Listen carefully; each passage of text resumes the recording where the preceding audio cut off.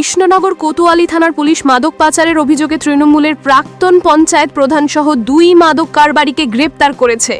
ধৃতদের নাম নাহিরুল ইসলাম শেঠ ওরফে নিহারুল ইসলাম এবং মোহাম্মদ মণ্ডল। তাদের বাড়ি পলাশীপাড়া থানার বড় নলদহ গ্রামে। ধৃত নাহিরুল 2018 সালের পঞ্চায়েত নির্বাচনে সিপিআইএম এর প্রার্থী হিসেবে জয়লাভ করে সাহেবনগর পঞ্চায়েতের সদস্য হন। পরে তিনি তৃণমূলে যোগ দিয়ে পঞ্চায়েত প্রধানের দায়িত্ব গ্রহণ করেন। পুলিশ ও স্থানীয় সূত্রে জানা গেছে, ধৃতরা গতকাল রাতে কৃষ্ণনগরের খৌনিশ পার্ক এলাকায় মাদকদ্রব্য পাচারের উদ্দেশ্যে অপেক্ষা করছিল। গোপন সূত্রে খবর পেয়ে কোতোয়ালি থানার পুলিশ সেখানে হানা দেয় এবং তাদের আটক করে।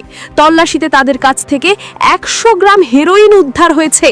এরপরে তাদের গ্রেপ্তার করা হয়। ধৃতদের আজ কৃষ্ণনগর এনডিপিএস আদালতে তোলা হয়েছে। নদিয়া থেকে অর্ণ মজুমদারের রিপোর্ট, স্টিং নিউজ।